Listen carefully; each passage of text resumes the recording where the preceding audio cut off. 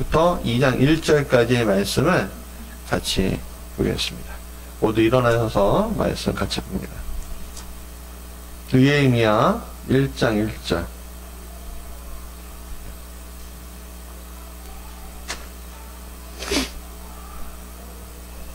찾으셨죠? 같이 읽겠습니다. 느헤미야 1장 1절 시작. 하가랴의 아들 느헤미야의 말이라. 아닥사스 왕 제20년 기스르월에 내가 수상궁에 있는데. 아멘. 자, 11절과 2장 1절까지 읽어볼까요? 시작. 주여 구하옵나니 귀를 기울이사 종의 기도와 주의 이름을 경외하기를 기뻐하는 종들의 기도를 들으시고 오늘 종이 형통하여 이 사람들 앞에서 은혜를 잊게 하소서 하였나니 그때 내가 왕의 술관원이 되었느니라. 아닥사스 왕 제20년 니산월에 왕 앞에 포도주가 있기로 내가 그 포도주를 왕에게 드렸는데 이전엔 내가 왕 앞에서 수심이 없었더니. 아멘. 감사합니다.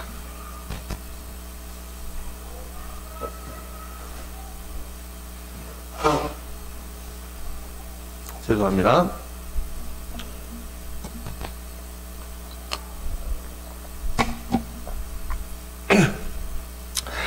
주제 믿음의 성벽과 기도의 성문을 재건하라는 주제로 느헤미야 강의 세 번째입니다. 제목 같이 읽어볼까요? 시작. 기스르월과 니산월 사이에서 그 해석 밑에 있습니다. 시작. 9월 그 다음에 1월 사이에서. 이런 제목으로 느헤미야 강의 세 번째 이야기를 시작하겠습니다. 우리는요 하나님께서 일하실 때 그냥 바로 즉각 즉시 그 순간에 하길 원하시죠. 예. 그런 일이 일어나지 않으면요 하나님이 안 계신 것처럼 이야기하고 느끼고 말하는 경우들이 굉장히 많습니다. 하나님 어디 계세요? 예전에 폭풍 이런 태풍이 올 때 어떤 분의 이야기를 딱 들었는데 자기가 섬에 살았대요. 섬에 살았는데 아버지가 배 타고 나갔는데 태풍이 와갖고 아버지가 안 돌아오더래요. 그래고 그 태풍 가운데 이 소년이 이 아이가 나가고 아빠 돌아오게 해주세요 하나님 기도했더니 응답했을까요 안 했을까요? 응답을 안 해주셨어요. 그 아이의 기도처럼. 왜일까요? 기도가 이미 늦었거나 뭐 기타 등등이었겠죠. 그래서 나는 예수님을 안 믿어 하나님은 없어 이렇게 얘기하시는 분의 이야기를 제가 불교 30년 전에 들었습니다. 그런데 바로 즉시 그 순간에 하나님의 음성을 하나님의 역사를 경험하기 원하지만 하나님의 역사는 그렇게 바로 그 순간에 뭐 아무 준비 없이 하나님 역사가 일어나는 것이 아닙니다. 절대로. 성경에 어떤 순간도 그 즉시 그 순간에 준비 없이 된 것은 아무것도 없습니다. 하나님 직접 오셨고 그 뜻을 헤아리고 하시는 경우는 있었지만 성도의 기도나 성도가 바라는 그 실상이 보여질 때 항상 하나님께서는 그의 준비와 그가 어느 정도 준비된 것을 보시고 일을 진행하셨죠. 하나님은 이스라엘 백성을 출애굽시킬 때도 먼저 10가지 재앙이 애굽에서 일어나는 것을 보게 하시고 믿음을 갖게 하시고 출애굽을 시키신 거고요. 그렇죠? 가나안 땅에 올라갈 때도 1년 동안 믿음 훈련으로 이스라엘 백성들을 훈련시켰죠. 물론 실패했습니다만 훈련시키셨죠. 실패하고서 또 몇 년 동안 훈련시키셨어요? 40년이죠. 예수님도 항상 그분의 이적을 일으키시기 전에는 믿음 훈련을 준비시키셨습니다. 우리는 하나님의 역사가 바로 일어나는 역사로 생각하지만 실제로는 그 하나님의 그 일을 하나님께서 그 일을 시작하실 때는요 먼저 준비를 시킨다는 거. 그래서 오늘 느헤미야의 오늘 말씀을 통해서 우리가 볼 수가 있습니다. 그러면 어떤 준비를 시키실까? 하나님의 역사가 내 안에서 이루어지려면 어떤 준비가 필요할까? 예, 그것에 대한 이야기를 좀 같이 나누어 보고자 합니다.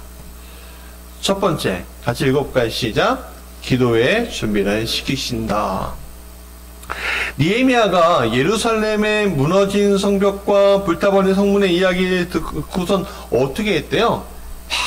울고 금식했다 라고 했습니다. 그렇죠? 근데 그때가 기스르월, 그러니까는 이제 지금의 9월 정도에 해당되는 시기였습니다. 그러니까 좀 학자들마다 조금씩 다르는데 대부분 9월이라고 얘기해요. 9월. 그러니까 지금 시기죠. 딱 지금 시기입니다. 지금 시기에 예루살렘 성벽이 무너지고 성문이 불타는 이야기. 그래서 외적으로부터 예루살렘 사람들이 보호받지 못한다는 이야기를 듣는 시간이 바로 이 시간이었단 말이에요. 이 순간이었단 말이에요. 이 소식을 들은 느헤미야의 마음은 그냥 무너져 내렸지요. 그러니까 울며 금식하며 기도했다라고 얘기하는데, 성경에 오늘 본문의 1장에서 그 모습을 정확하게 묘사하고 있는 구절이 뭐냐면 바로 4절입니다. 우리 4절 말씀 같이 읽어볼까요? 시작. 내가 이 말을 듣고 앉아서 울고 수일 동안 슬퍼하며 하늘의 하나님 앞에 금식하며 기도하여. 자, 여기에서 주목할 단어가 있습니다. 다 주목하긴 해야 되지만 주목할 단어가 뭐냐면 오늘 제목에 맞춰 주목할 단어는 수일 동안이라는 겁니다. 수일 동안. 하루만이 아니라 수일 동안. 그러니까 느헤미야가 기도한 것은 하루로 딱 끝나는 기도가 아니었어요. 수일 동안, 그 수일이 100일인지 뭐 열흘인지 잘 모르겠지만 수일 동안이에요. 자,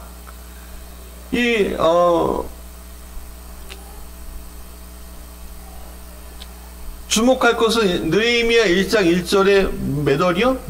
기스르월. 그러니까 즉 9월인데 이것이 또한 응답되는 시점이 언제냐면요. 느헤미야 2장 1절에 태양력으로 따지면 니산월인데 태양력으로 따지면 1월입니다. 몇 개월 차이가 나는 거예요? 4개월이죠? 9월, 10월, 11월, 12월, 1월. 5개월이네요. 4, 5개월. 그렇죠? 근데 한 중간 정도로 보면은 한 4개월 정도 됩니다. 사실은. 자, 즉 느헤미야의 기도는 소식을 듣고 기도하며 준비하는 시간이 4, 5개월 정도 된다라고 이야기합니다. 자, 느헤미야가 가슴 아파하고 기도했지만 하루만 기도하고 끝난 것이 아니라 하나님께서 그 일을 시작시킨 것도 아니었고 수일 동안 기도하며 애통해했다. 그리고 더 긴 시간 동안 하나님께 구했다. 그 얘기예요. 지금으로 따지면 100일 기도 뭐 이런 거죠. 그렇죠. 물론 기간을 정해놓은 기도예요? 아니죠. 기간을 정해놓은 기도가 아닙니다. 우리가 좀 착각하는 경우가 있는데 100일 동안 우리가 기도하면 하나님 이루어주실 거야. 1000일 동안 우리가 기도하면 하나님 이루어주실 거야.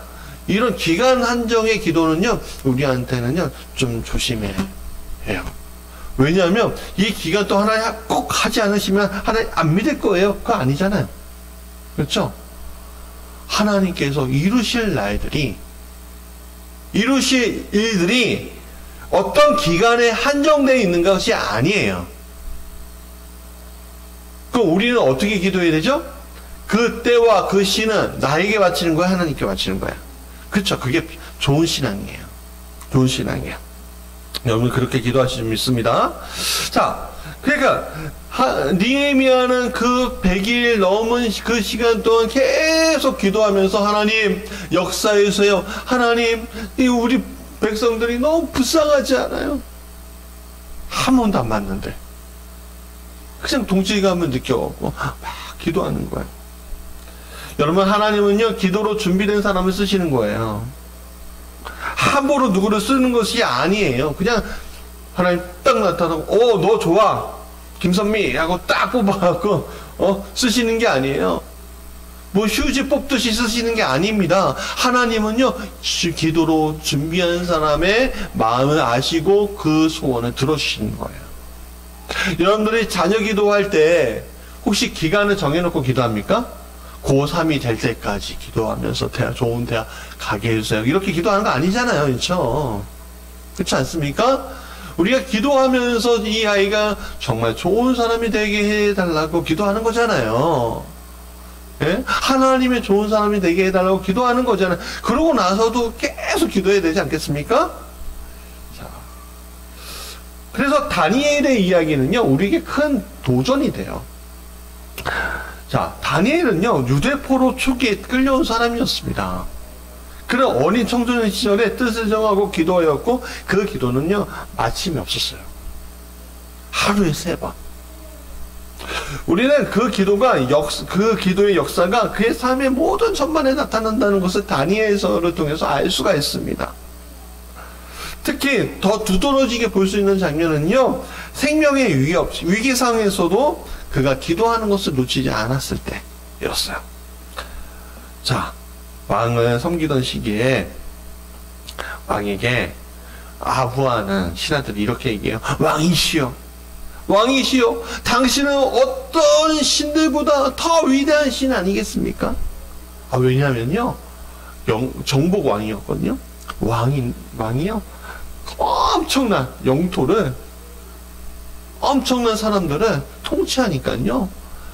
그 당시에 고대 사람들은 그 정도의 권위가 있는 사람들을 신이라고 불렀잖아요.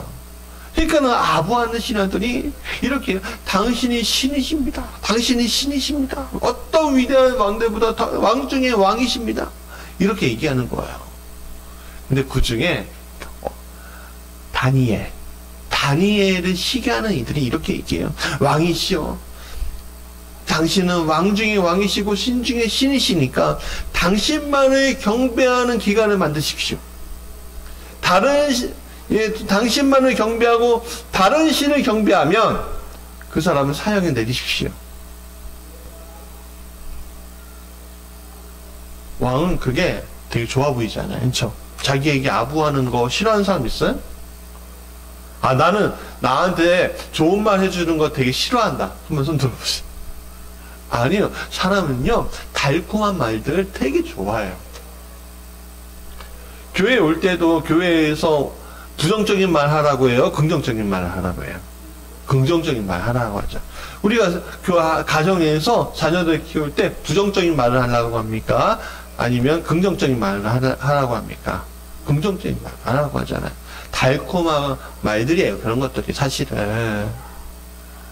근데 이들은 좀 지나치죠. 그래서 다니엘을 공경에 빠뜨리기 위해서 자기를 추앙하는, 자기에게만 예배드리는 기간을 딱 선포하게 돼요. 근데 다니엘이요, 고관 대작이었거든요. 근데요, 안 지켜요. 그런데다가 어떻게 하냐면요, 창문을 다 열고요, 사람들이 다 보는데 예루살렘을 향해서 하루 3번 기도하는 거예요. 예배드리는 거예요. 그러니까 어떻게 해요? 고발이 당하죠? 고발당하고 신하들이 이렇게 얘기해요. 시기하는 신하들이, 저 다니엘을 굶주린 사자굴에 던져 넣으십시오. 왕이 한번 내뱉은 거 이렇게 주워 담으면 돼요? 안 돼요? 안 돼요. 왜냐하면 왕은요, 신이에요. 신은 틀림이 있습니까? 없습니까? 없잖아요. 그쵸? 그러니까 주워 담으면 안 되는 거예요. 그 당시 왕은. 그래서 한번 내뱉은 말은요, 다른 큰 걸로 덮지 않으면요, 할 수가 없어요. 그래서 어쩔 수 없이 다니엘을 사랑함에도 불구하고 이 다니엘을요, 사자굴에 던져버려요. 우린 결과를 알고 있죠? 다니엘이 잡아먹힙니까? 아니죠. 사자들이요, 이 굶주린 사자들이 그냥 순한 양이 돼버려요. 하루가 지나가고 죽었는 줄 알았더니 깜짝 놀라죠? 사나운 사자들이 순한 양이 되었고 이렇게 엎드려 있고, 다니엘은 잘 잤다 그래요.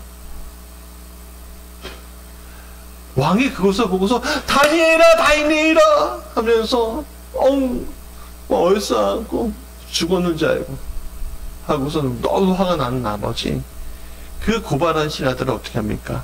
사적으로 쳐넣죠. 오히려 사자밥이 되었다. 그 얘기가 다니엘서의 이야기입니다.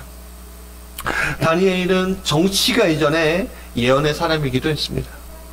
그의 예언은 다 이루어졌고요. 오늘날에도 큰 영감을 주는 예언이었습니다. 여러분, 느헤미야도 다니엘도 성경의 많은 이들도 또 그들의 후예인 우리에게도 하나님은 그분의 역사를 위해 기도의 준비를 시키고 있다는 사실을 잊지 마십시오. 다니엘이 기도하러 준비되지 않은 사람이었으면 사자굴은요 무서운 공간이었겠지만 기도로 준비되었기 때문에 그 사자굴은요 그냥 쉽게 얘기하면 캠프 갔다 온 거죠. 여러분, 그 일이 잠깐일 수도 있고요. 한 달일 수 있고요. 1년일 수 있고 평생일 수도 있어요. 기도의 준비는요. 그러나 우리가 알아야 할 것은 기도로 준비된 자만이 하나님의 역사를 바라볼 수 있다라는 사실입니다. 두 번째, 다시 읽어볼까요? 시작. 믿음의 준비를 시키신다. 다 같이 다시 시작. 믿음의 준비를 시키신다는 거예요.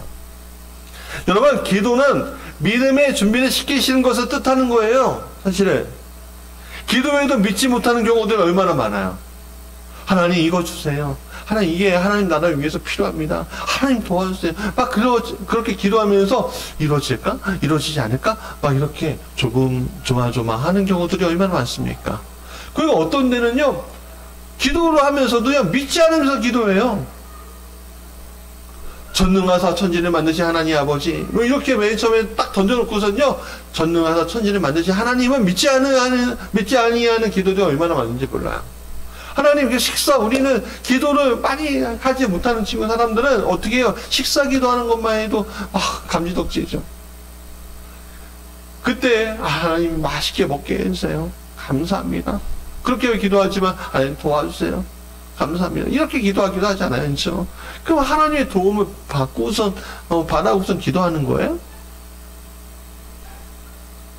잠깐이라도 오늘 우리가 그것을 믿는다라고 하면서 기도하는 거예요. 그냥 기도는 있어요, 없어요?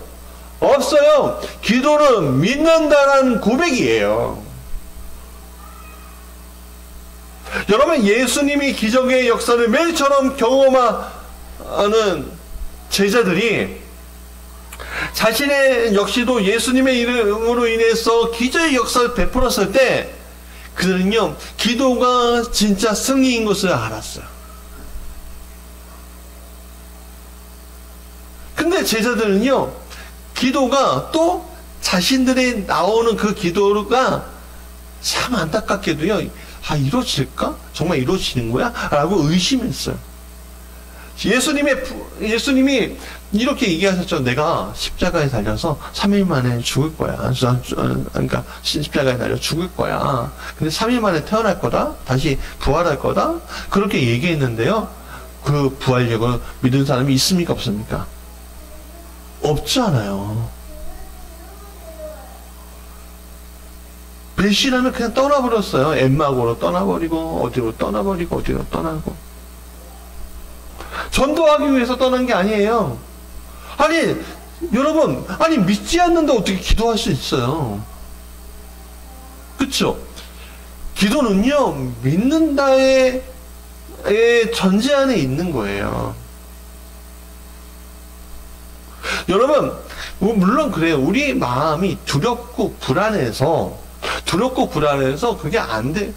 좀 이렇게 50대 50으로 이렇게 좀 할 거야 라고 생각하고서 양다리 걸치면서 될까 안 될까 이런 경우들이 있긴 있어요. 그렇죠? 근데 그게 거의 대부분이죠. 사실은. 대부분이죠.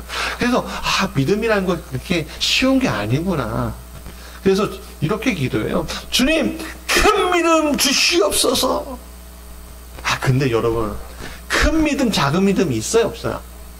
믿음에는 큰 믿음, 작은 믿음이 아니라 그냥 믿는 거예요. 믿는 건 작은 믿음이 아니라 그냥 큰 믿음 안에 다 있는 거예요. 자녀들이 잘 되길 원하십니까? 못 되길 원하세요? 김선미 목사님, 자녀들이 잘 되길 원하세요? 그렇게 기도하죠? 그럼 믿는 거죠? 그럼 믿는 거야. 아니, 내 자녀가 못 되길 바라면서 기도가 안 될 거야, 안 될 거야 하면서 기도하는 사람이 어디 있어요, 사실. 그렇게 되기를 원하고 믿는 마음을 기도하는 거죠. 여러분, 믿음이라는 게 사실은 왜 왔다 갔다 하냐면 우리가 보이지 않는 것이기 때문에 그래요. 그래서 주의 진리 속에 속하지 못한 이들은 출애굽을 했음에도 불구하고 하나님이 적과 꿀이 흐르는 그 땅을 나에게 주셨다고 믿으면서도 못 가는 거예요. 그래서 출애굽했던 1세대들은 어떻게 했습니까? 갈렙과 여호수아 빼고서 다 광야에서 죽잖아요. 여러분, 느헤미야의 사개헌은 그래서 기도의 준비뿐만 아니라 믿음의 준비를 시키신 하나님의 역사 안에 있는 거예요.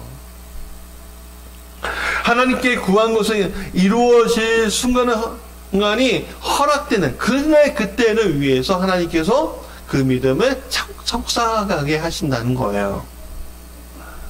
그것을 믿을 수 있도록 기도하게 하신다는 거죠. 여러분, 삼손의 이야기가 좀 대표적이에요. 이 사람이 삼손이거든요. 여러분, 삼손은 사사였습니다. 사사는 뭐냐면 그냥 통치자 이렇게 얘기하면 돼요. 왕은 아닌데 통치하는 사람이에요. 근데 삼손은요, 하나님께서 복 주신 자였어요. 어떤 복이냐면 파워, 힘의 복이었어요. 근데 이 사람은 너무 교만했어요. 거만했어요. 그러다 보니까 어떻게 돼요? 드릴라라는 여자한테 홀딱 빠져갖고 나중에는요, 자기의 비밀을 다 가르쳐줘요. 그 비밀의 힘을 어디 있었어요? 머리에 있었어요. 그렇죠? 근데 사실 여러분, 비밀의 힘이 머리에 있었던 게 아니에요. 여러분, 그러면은 우리 여기 머리 제일 긴 분이 우리 정민희 집사님인데, 정민희 집사님 힘 세세요? 아주 막 삼손처럼, 머리 긴 사람 다 삼손처럼 힘이 센 거네? 아니잖아요, 그렇죠?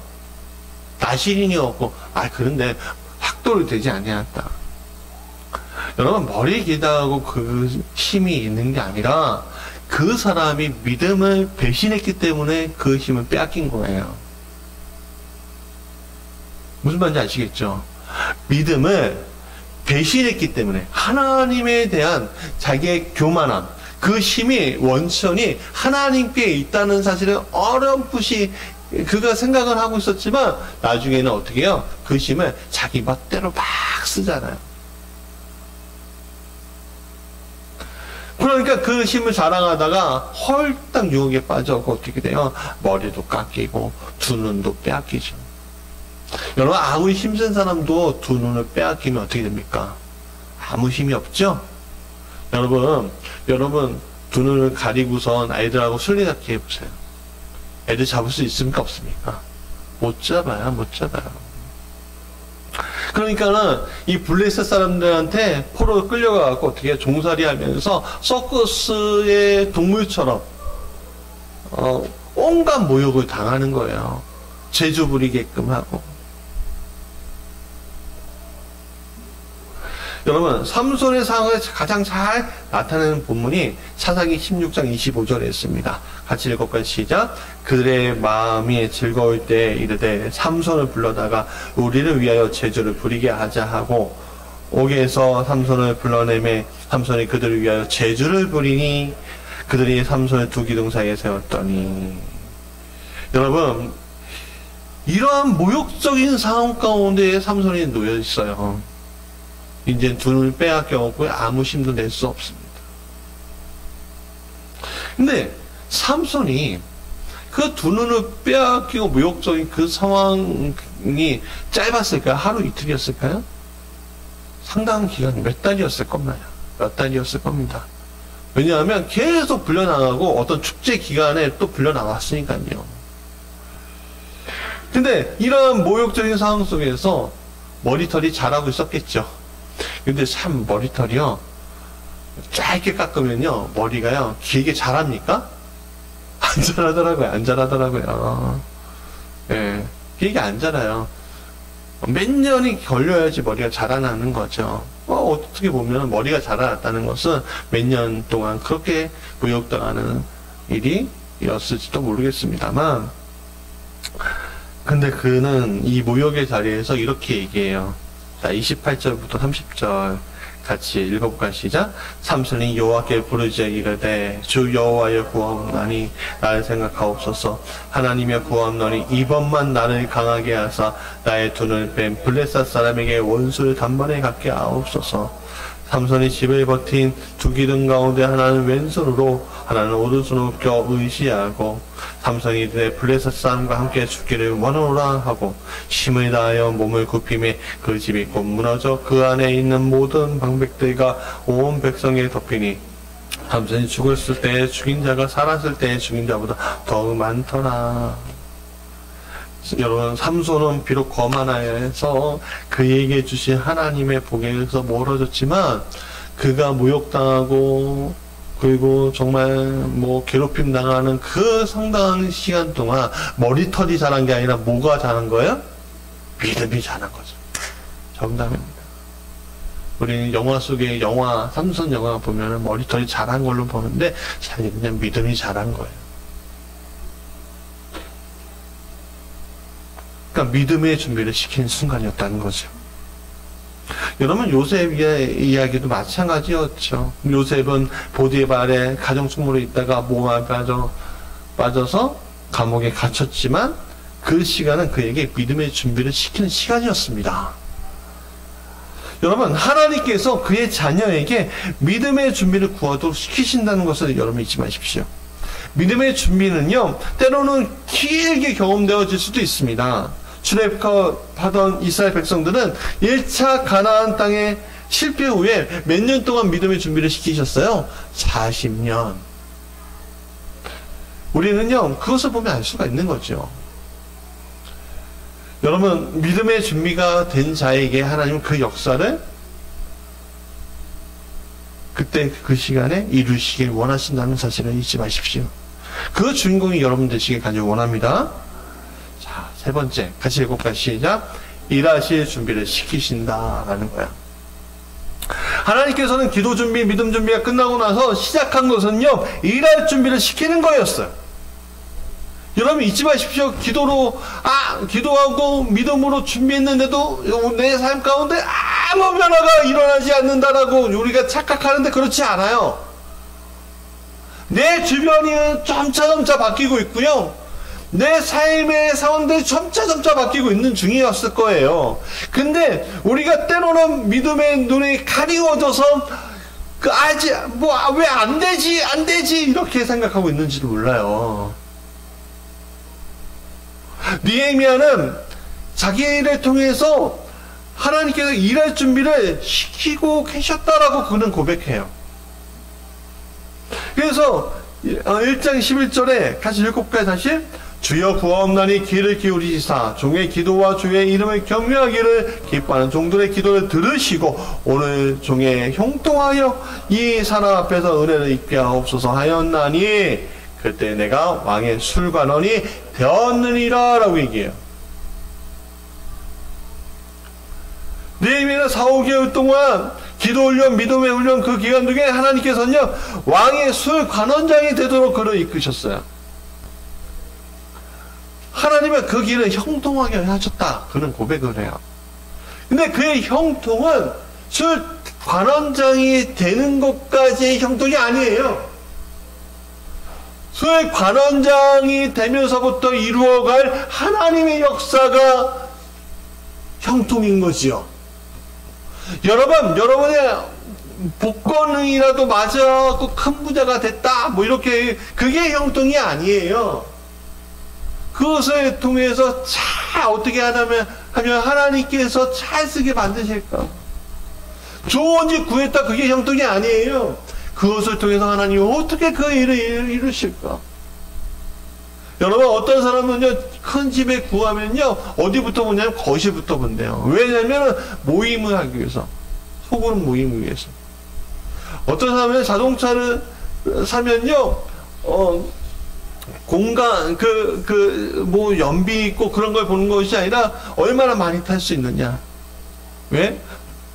성도들을 많이 데리고 다니고 싶어서. 그러니까 목적이 다른 사람들이 있어요. 우리는 그들을 그리스도인이라고 부르죠. 돈 벌려고 집 사는 거 아니에요. 돈 벌려고 뭐 하는 게 아니에요. 여러분, 돈 버는 것이 중요한 것이 아니라 돈을 어떻게 쓰느냐가 중요한 거잖아요. 그렇죠? 예. 쓰는 게 중요한 거예요. 우리가 그 자리가 이에 올라가기까지가 중요한 것이 아니라 그것을 통해서 어떻게 하는 거가 중요한 거예요. 의사, 간호사, 뭐 변호사, 뭐 법무사, 노무사 등등 우리가 어떤 전문 직업을 갖고 어떤 직업을 가지고 있던 그게 중요한 게 그게 내가 내 삶을 살기 위해서 그 직업이 있는 것이 아니라 그 직업 안에서 내가 하나님의 복음을 전하기 위한 어떤 통로가 되기 위한 것이에요. 그거 잊지 마십시오. 하나님이 일하시기에 앞서 그 일을 위한 자리를 먼저 만드셨어요. 하나님의 계획은 느헤미야가 술 관원장을 만들어서 왕 앞에 서서 왕 앞에 직접적으로 고할 수 있게끔 만드는 데까지 그 목표가 있으셨다는 거예요. 그러니까 일하실 자리를 주신 거예요. 예, 왕비 에스더도 생각해 보십시오. 아니, 유대 고아 소녀가 지금으로 따지면 왕비 성발 대회 1등이 된 건데 지금으로 따지면 미스 코리아 진선미 중에 진이 된 거예요. 진의 상품은요, 왕비예요. 이 고아 소녀 에스더가 왕비가 됐어요. 왜 왕비가 되었을까? 이때를 위함이다. 이 민족을 구원하기 위해 하나님께 너를 여기에 세우신 거야. 모세도 마찬가지 아닙니까? 베드로도 마찬가지입니다. 베드로는 왜 예수님의 제자가 됐어요? 어부였어요. 그 사람이 사람을 낚는 어부가 되는 이유가 뭐였을까요? 하나님이 예수님은 그를 통해서 교회를 세우시기 위해서 부처의 복음을 전하기 위해서 그를 어부에서 사람 낚는 어부로 만드신 겁니다. 여러분, 왜 우리가 잘 됐을까? 왜 내가 형통할까? 그 고민은요, 거기에 왜 하나님께서 지금 나를 잘 나가게 하실까? 그런 고민하지 마세요. 그것은 뭐냐면 하나님이 여러분 쓰시기에 합당한 사람을 만들고 싶어서 있는 거예요. 여러분들 왜 이 자리에 있으실까요?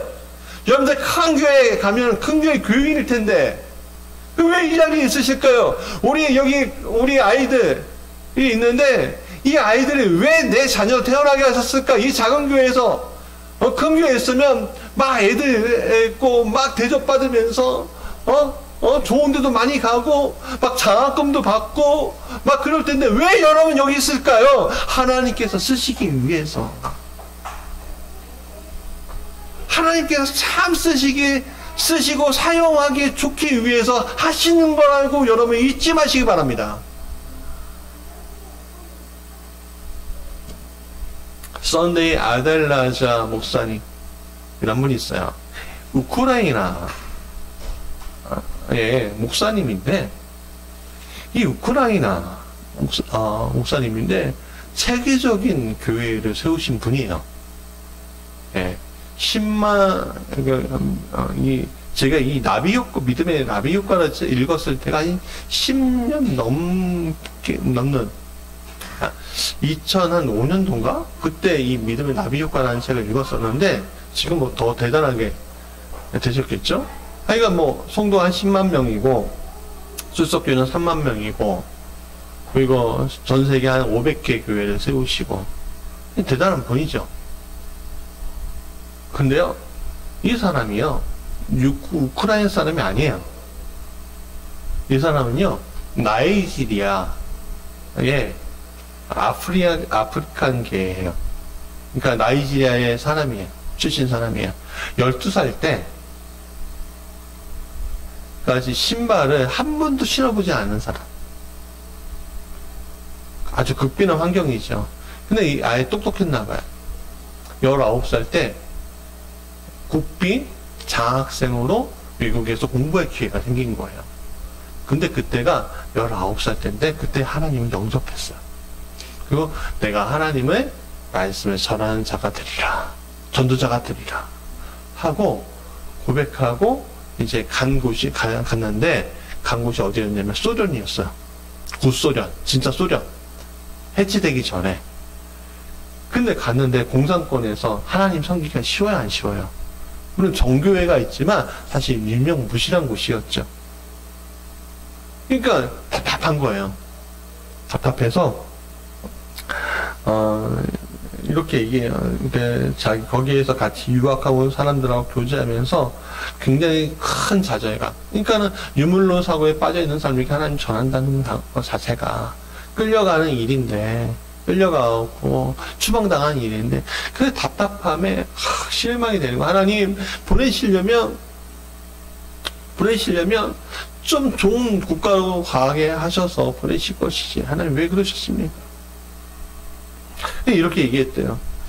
아까 자기 저녁에 한번 막 털어놨대, 자기 공동체 안에서. 그랬더니 한 형제가, 한 지체가 이렇게 얘기했대요. 왜 그렇게 불평하고 좌절하셨습니까? 형제를 왜 이곳에 보내셨는지 하나님께 물어보세요. 하나님 반드시 계획이 있습니다. 그러니까 그 계획이 있으니까 좌절하지 마십시오. 그래서 이 썬데이 아델라자라는 이 청년은요, 그 날부터 2주일 동안 아침 잠자에 들기 전에 기도하고요, 깨어나면서 기도하고, 그렇게 2주간의 시간을 보냈다는 거예요. 근데요, 어느 날 2주의 시간이 지났을 때 꿈속에서 자신의 미래를 보여주시는데, 하나님께서 수많은 백인들 앞에서 설교하고 있었고 수많은 이적과 표적이 나타나더래요. 깜짝 놀라서 너무 선명하니까 이게 무슨 뜻일까? 근데 그 다음 날에도 꿈을 꾸게 하시더래요. 그런데 유명한 설교자 옆에 자신이 있더래요. 근데 한 설교자가, 가운데 있는 한 설교자가 막 설교를 하는데 갑자기 마이크를 예수님이 다가가시더니 막 빼앗으시고, 아델라자 일로 와, 너가 설교해. 그렇게 하시더래요. 그리고 어떨 겨에 자기가 설교를 하고 있더래요. 근데 그 순간에 기적이 일어나는데 사람들이, 병자가 일어나고 휠체어에서 일어나 걷기도 하는 장면들이 생생하게 그 꿈속에서 이루어지고 있더래요. 깜짝 놀라고 너무 선명해서, 이게 무슨 뜻일까? 고민을 많이 했는데 당장 알 수가 없는 거죠, 사실은. 그 일들이 왜 이런 꿈을 꾸게 하셨을까?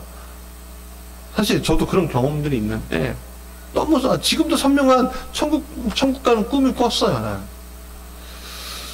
근데 그 후에 이제 소련에서 7년 정도 언론학을 공부하다가 소련이 그때 확 무너지는 거예요. 그리고 각 나라가 독립하게 되는 거예요. 하나님께서는 벨라루스를 거쳐갖고 우크라이나 지역으로 그를 보내셨는데 이해가 안 가더래요. 왜냐면 우크라이나 지역은요, 굉장히 가난했거든요. 다 백인들이었어요.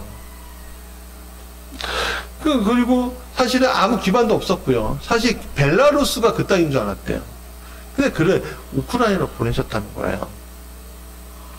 그래서 그의 옷이 평생의 사역자가 됐는데, 수도 이제 그때 키예프라고 했는데, 지금 키이우라고 하잖아요. 키이우에서 기자 생활을 하면서 복음 전하기 시작했는데, 목회의 길로 이제 들어서는데, 이게 외국인이면서 흑인인데다가 정교회 사람도 아니었던 이 우크라이나 땅은요, 굉장히 낯선 땅이었다는 거예요.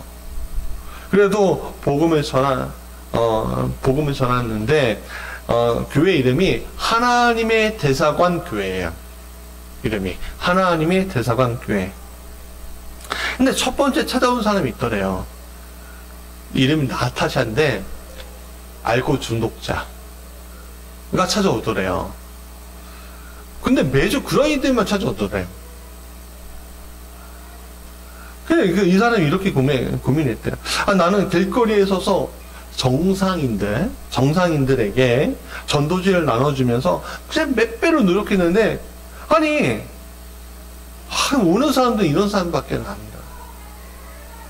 근데 자기가 또 생각해보니까 이랬대요. 흑인이, 우크라이나는 다 백인이잖아요.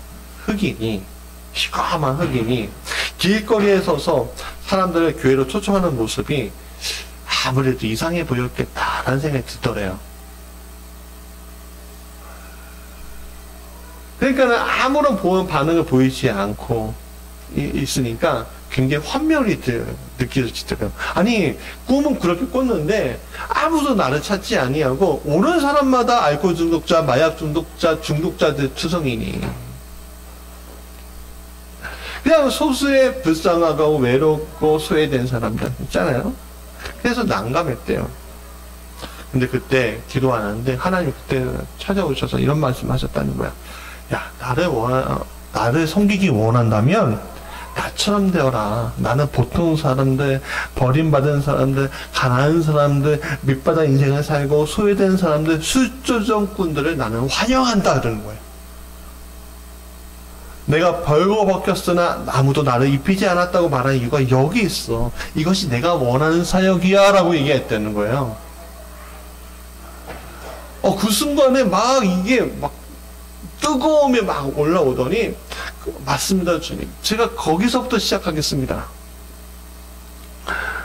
그 사람들 속에서 시작하니까요. 이게 갑자기 사회가 무너지면서 새롭게 이제 올라오는 시기에 하나님을 몰랐던 사람들이 하나님 의지하게 되잖아요. 그러니까 갑자기 모이더래요. 왜? 흑인이 불쌍한 사람들, 소외받은 사람들 찾아가고 공동체를 이루고 하니까 신뢰를 받으니까 거기에 쌓여갖고 하나님께 크게 부어주시는 거예요. 그리고 그 격변의 시기에서 가만히 있지 아니하고 나가고 정말 정치적인 부분들에서 외치면서 이 독재는 안 된다. 이렇게 성도들과 같이 이 사회의 어떤 부분들에서 외치기도 하고 그러니까요. 대통령 했던 사람도 불교에 오게 되고요. 진짜 수많은 사람들이 오게 되는 놀라운 일들을 나이지리아 청년이 일구어내는 거예요. 여러분, 이 썬데이 아델라자 목사님의 이야기는 결국 우리에게 한 가지 이야기를 해주시는 거예요. 하나님이 우리에게 주신 사명을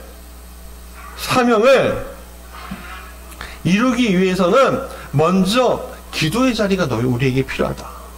두 번째, 믿음의 자리가 우리에게 필요하다. 그리고 그분이 일하실 자리로 우리를 인도하신다라는 것을 보여주고 있는 대표적인 사례인 거죠. 여러분, 우리가 가진 특별한 것이,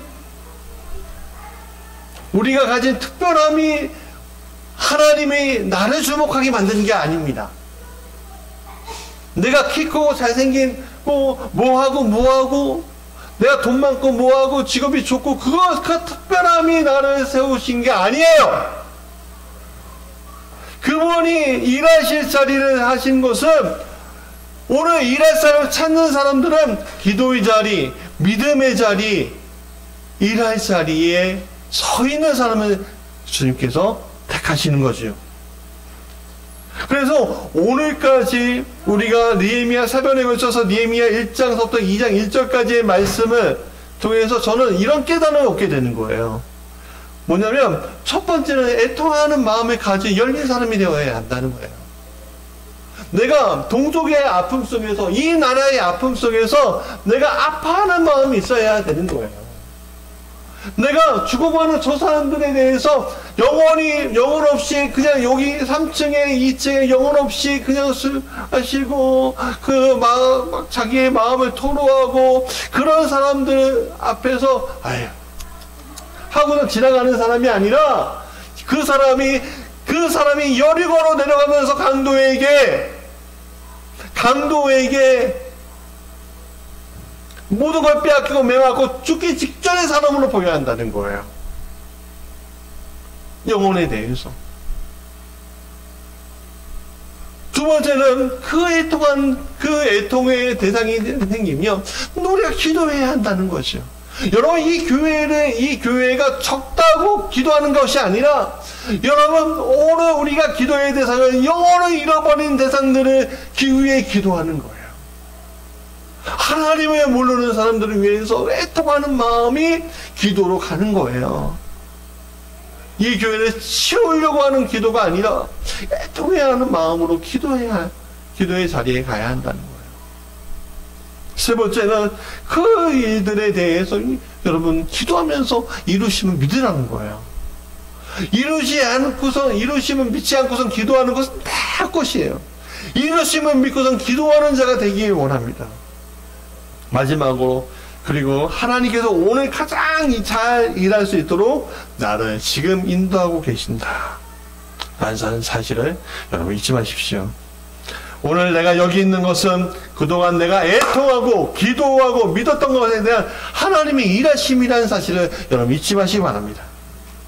하나님이 여러분이 서 있는 이 자리가 하나님께서 가장 일하시기에 좋은 자리인 것을 여러분 믿으신다면 오늘 그 믿음을 가지고 달려나가시길 간절히 원합니다. 아멘. 주가 일하시네. 같이 찬양하시고.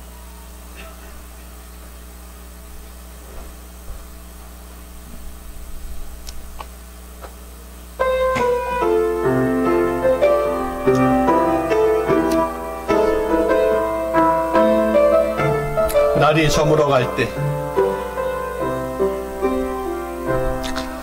날이 저물어 갈 때, 민들에서 걸을 때, 그때가 하나님의 때.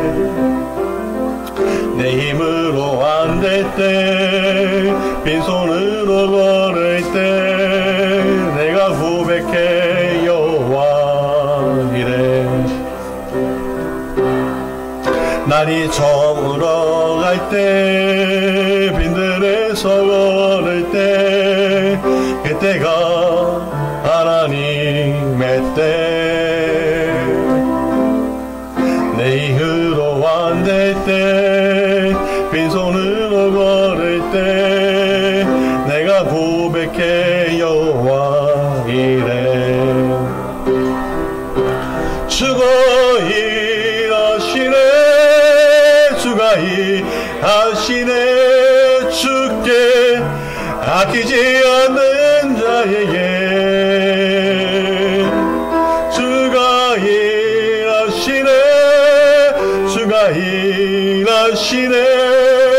신뢰하며 걷는 자에게 우리 모인 이곳에 주님 함께 계시네. 누리네 아버지네. 적은 떡과 물고기 내 모든 걸 느낄 때 모두 고백해 여호와 이래. 같이 찬양 부를까? 우리 모인 이곳에 주님 함께 계시네. 누리네 하나님 은혜.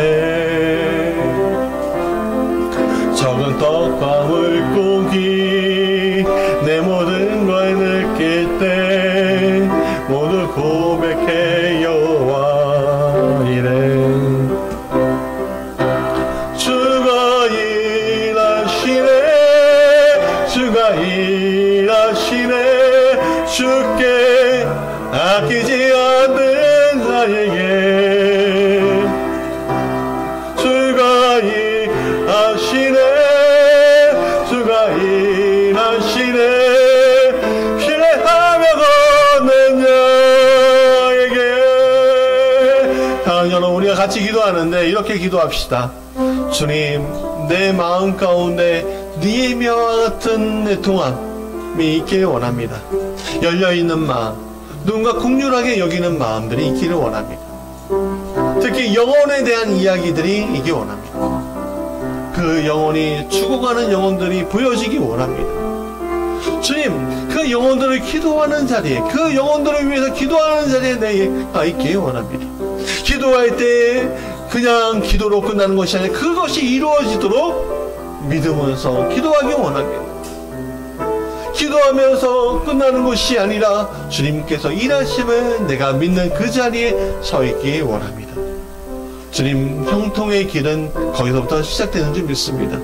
내가 가고 싶은 자리, 가야만 하는 자리, 그리고 서 있는 자리가 바로 이 자리임을 우리가 믿고, 주님 오늘 일하게 해달라고 주님 세 번 부르고 같이 뜨겁게 기도합니다.